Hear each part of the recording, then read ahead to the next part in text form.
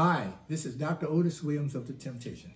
Joining me today is my longtime manager, Shelly Berger. He's my friend and sometimes he's my father, who's going to share a story about our debut at the Copacabana in New York City in 1967. Shelly, tell the story. Well, thank you, Otis Claiborne Williams. Well, you see, at that time, from the 40s on, the Copacabana was the most important nightclub in the United States of America, maybe in the world. If you could get into the Copa, you were going to work for the next years and years and years. That really meant you arrived. You know, we're talking Frank Sinatra, Dean Martin, Jerry Lewis, Sammy Davis. I mean, the greats of the greats worked at the Copa. And I thought it was very important for the Tempts to be a part of that Copa lineup. So I went after it with the William Morris Agency, with Lee Solomon, and we were hired to do the Copa.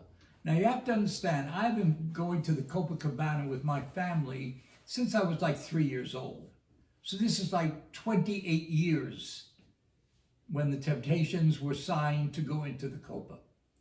And so we were producing a show, Harvey Fuqua, Maurice King, Charlie Atkins, we were producing a show for the Copa because, you know, different than our concert show, because this was basically going to be a different audience that we were trying to reach.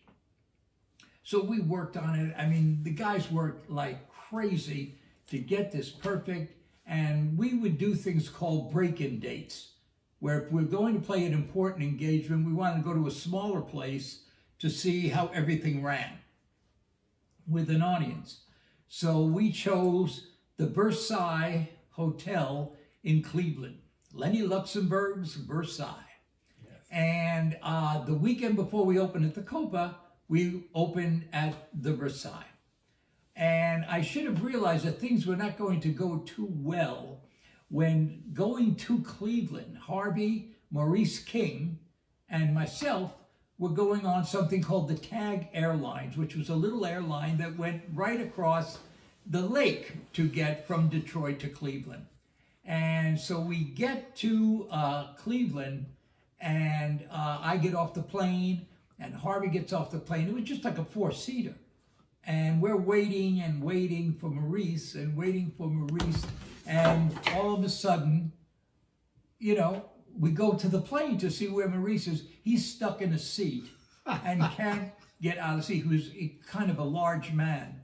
And I'm not one to talk, understand? I'm not casting any aspersions. So anyway, we got him out of the plane, and now is opening night.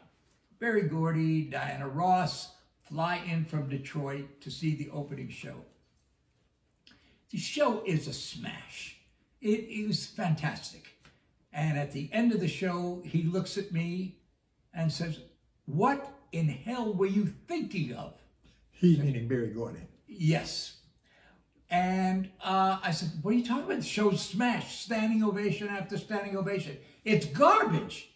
It's garbage. This is the Temptations, man." But I said, "BG, we're opening at the Copa.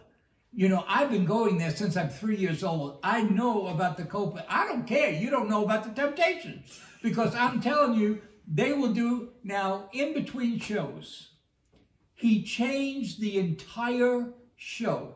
The opening, the middle, a medley, and to show you how professional the Temptations. No one said a word. No one said a word. They're, okay, BG, okay, and they go and they do a second show, which is more a standard Temptation show. And again, of course, we're getting standing ovation. And I am saying to myself, okay, I'm telling you, you think you're a genius, but I've been going to the Copa. I am telling you, this is not going to be, I'm telling you, it's not going to be good. So we get to Copa that Thursday night, and we're all there. And now, you know, it's like, da da da da da da ba da ba da ba, and I'm just sitting back and waiting. The audience, a rough standing ovation, and I went, "Berry Gordy, I tell you, I will never disagree with you ever again in life. Yeah. You knew the Temptations, you know audiences far more than I do, and who am I to go against that? And I have to tell you, that engagement was sold out for 2 weeks, 14 shows a week, 28 shows, and every show that we ever did at the Copa was sold out, every single show, every seat. As a matter of fact, the Copa had a little dance floor where people could dance in between shows. That's right.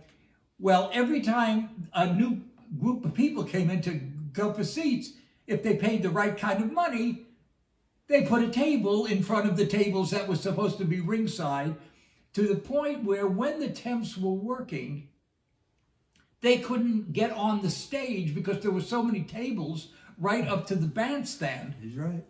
That they had to, so the Tempts did Copa shows kind of like this. It's the only show they ever did without choreography because they couldn't do choreography. Yeah. But they were just such a smash. And of course, once the word got out at the Copa, it was all over. I mean, we were getting multiple deals on television, the Sullivan Show, a Hollywood Palace, our own special. And, you know, it was just a great, exciting thing for me and for the Tempts. So I hope you liked it. There it is.